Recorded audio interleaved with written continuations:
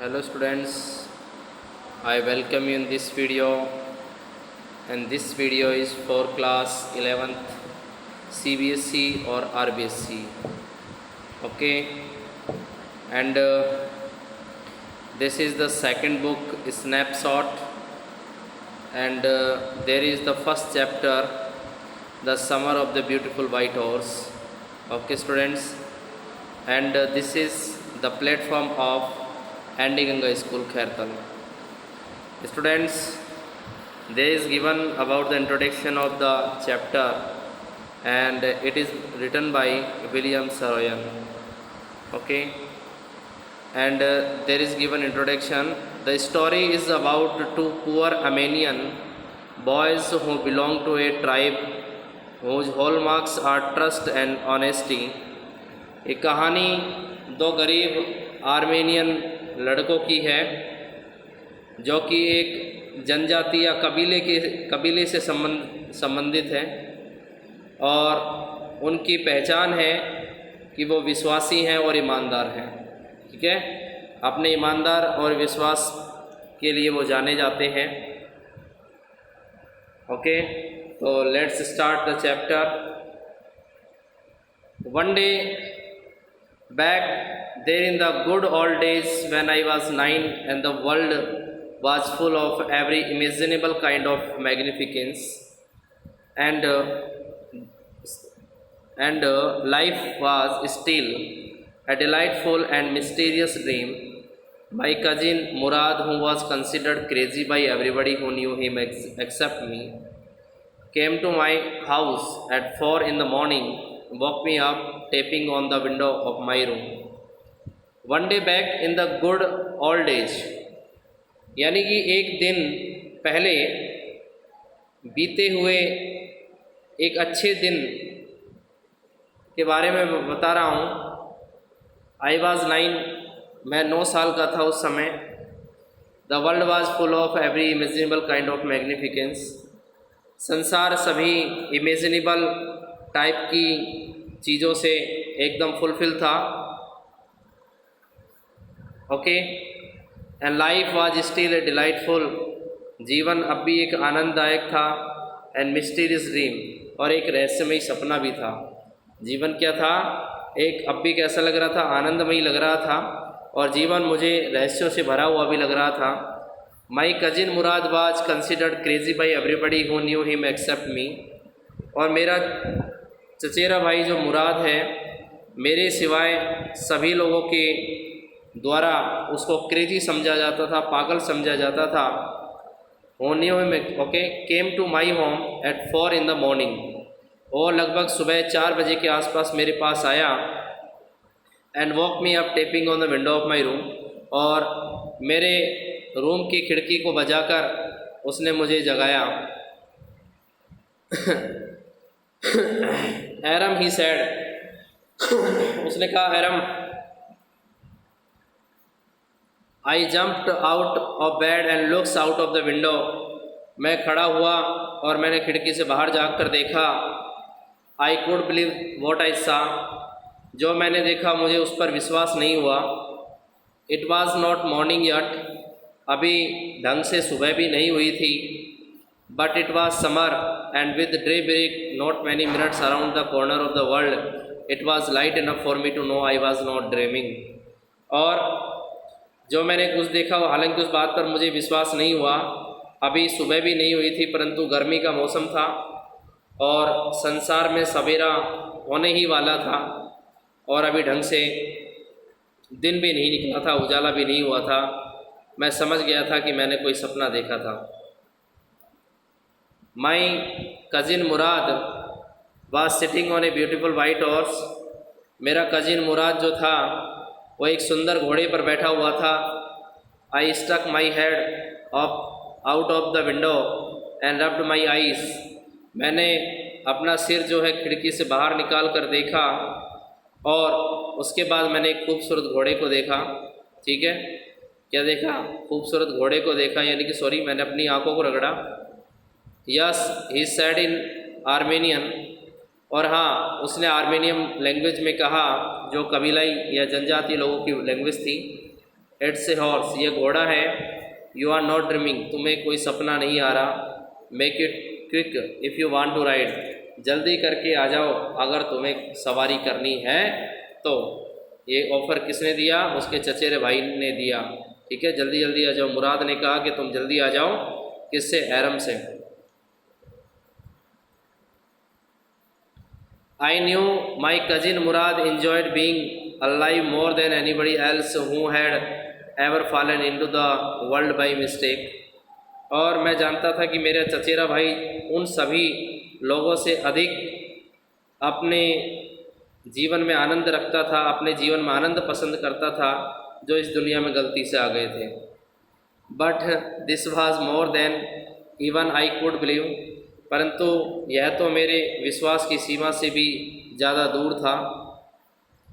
In the first place my earliest memories had been memories of horses and my first longings had been longings to ride.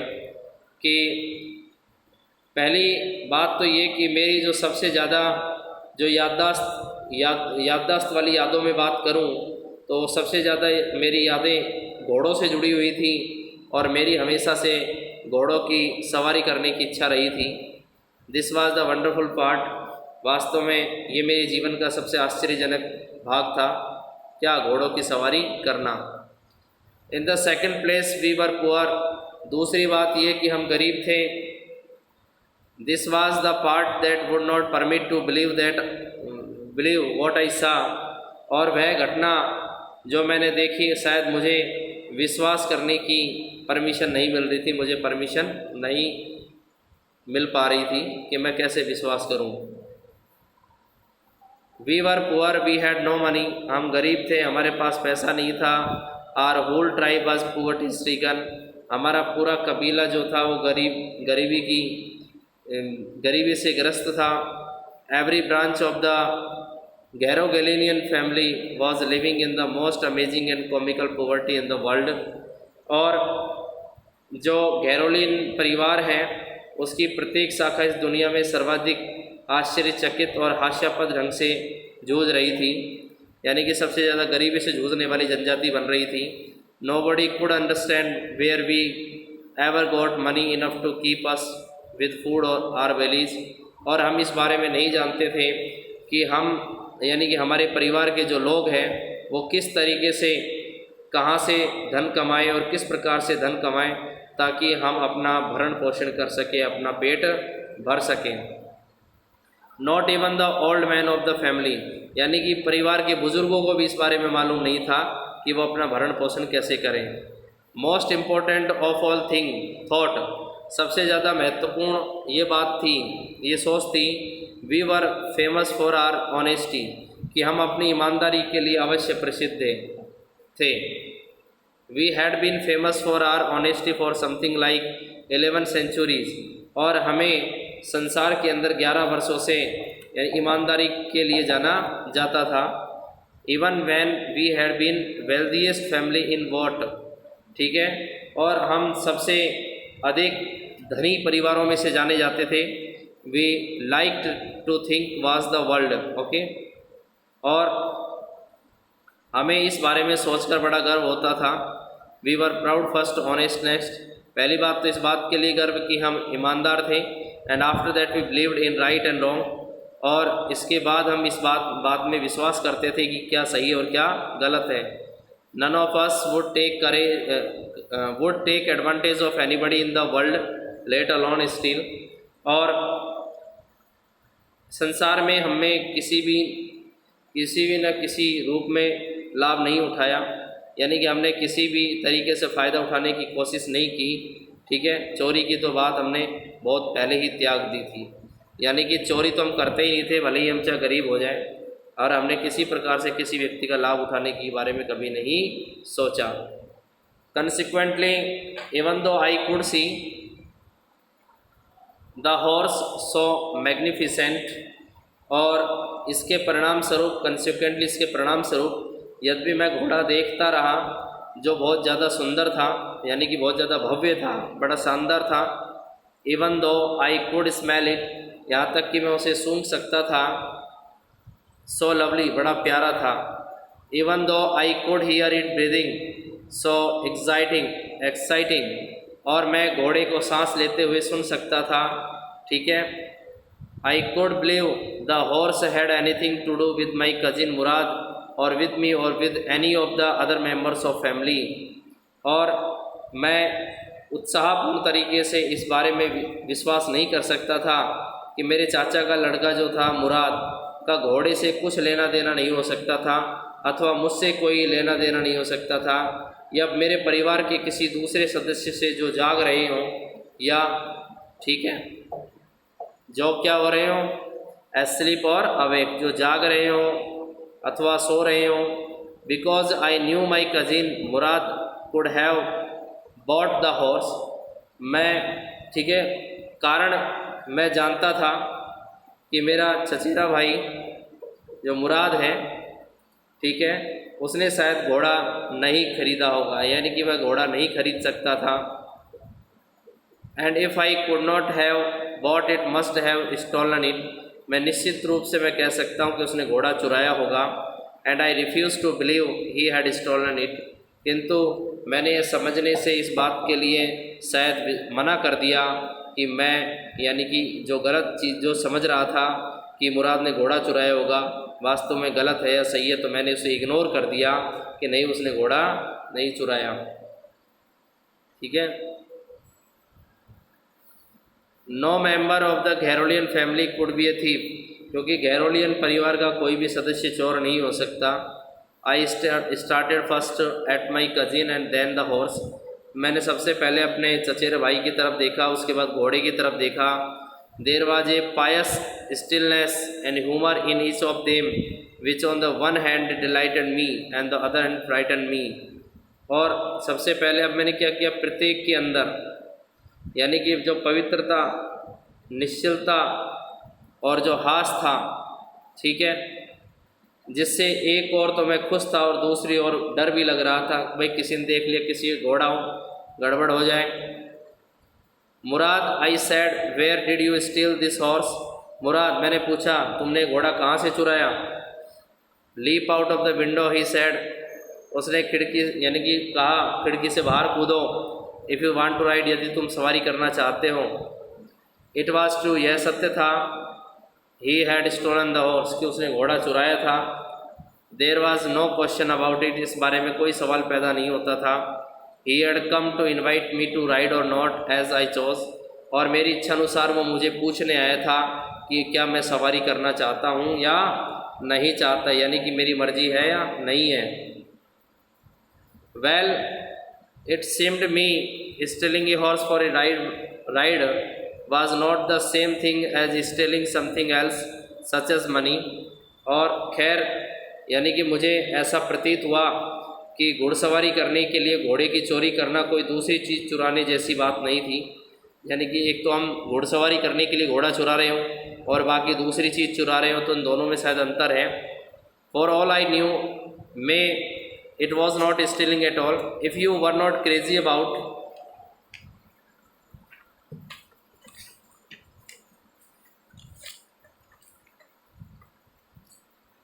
about